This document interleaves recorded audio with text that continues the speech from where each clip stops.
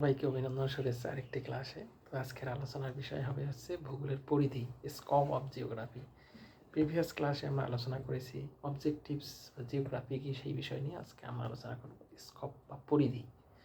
কারণ আমরা জানি যে ভূগোল প্রাকৃতিক বিজ্ঞান, নেচার সায়েন্স, জীববিজ্ঞান, সমাজবিজ্ঞানের বিভিন্ন শাখার সমন্বয়ে ঘটায় ভূগোলের পরিধির যথেষ্ট বিস্তার ঘটেছে।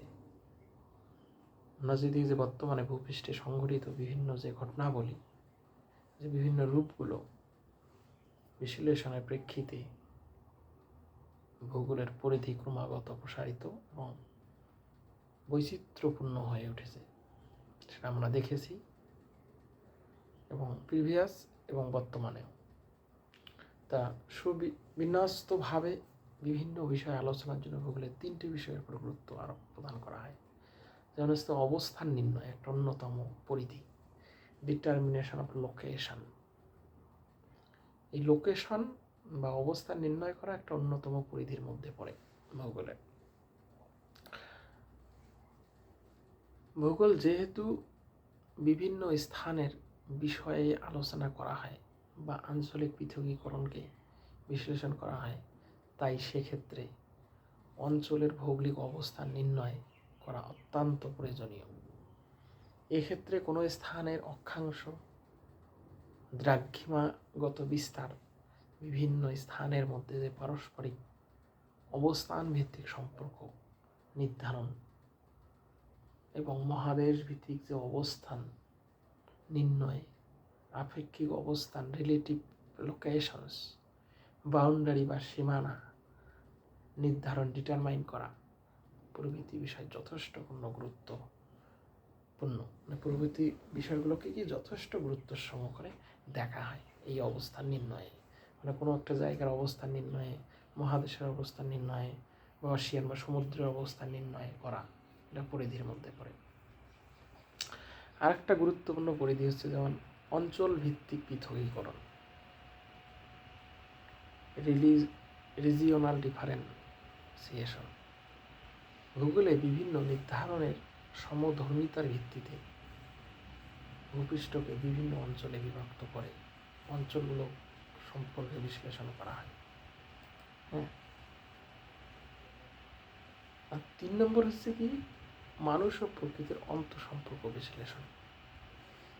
আমরা জানি প্রকৃতি ও মানুষের মধ্যে যে একটা অন্তঃসম্পর্ক, ইন্টার রিলেশনশিপ আছে, সেটা এর পরিধির মধ্যে অবস্থান করে ভূগোলে।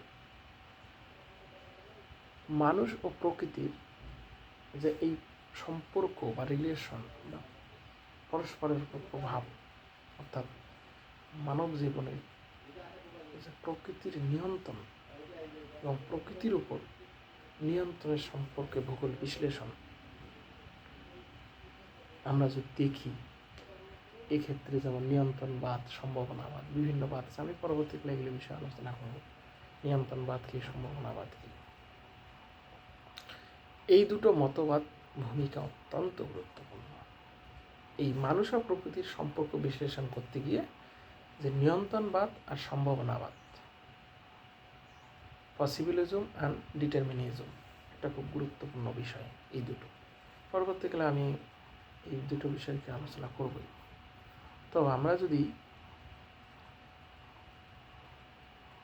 এই এই 3টে বিষয়ে যে আমি আলোচনা করলাম, 3টে বিষয়ে প্রেক্ষিতে ভূগোলকে প্রাকৃতিক ও মানবীয় বিভিন্ন উপাদান বা বৈশিষ্ট্যের ভিত্তিতে বা বৈশিষ্ট্য সম্পর্কে আলোচনা করা হয়, তাহলে ভূগোলকে বিস্তারিতভাবে একটা বৃহৎ আকারে আমরা দেখতে পারি। পূর্বেই যেটা উল্লেখ করা হয়েছে, এই আলোচনায় পরিধি ক্রমশ বিস্তৃত হতে চলেছে যেটা, এবং ভূগোলের এই সম্পর্ককে একটা প্রেক্ষাপটেই রূপ দিয়েছে, যেটা পরবর্তীকালে বিভিন্ন বিষয়ে বিভিন্ন আলোচনার মাধ্যম হিসেবে আমরা দেখেছি। তো আমরা যদি দেখি যে ভূগোলের এই পরিধি বা স্কোপ কী কী আমরা বলেছিলাম, এই স্কোপের দিক দিয়ে যে একটা গুরুত্বপূর্ণ হচ্ছে অবস্থান নির্ধারণ করা, ডিটারমিনেশন অফ লোকেশনস।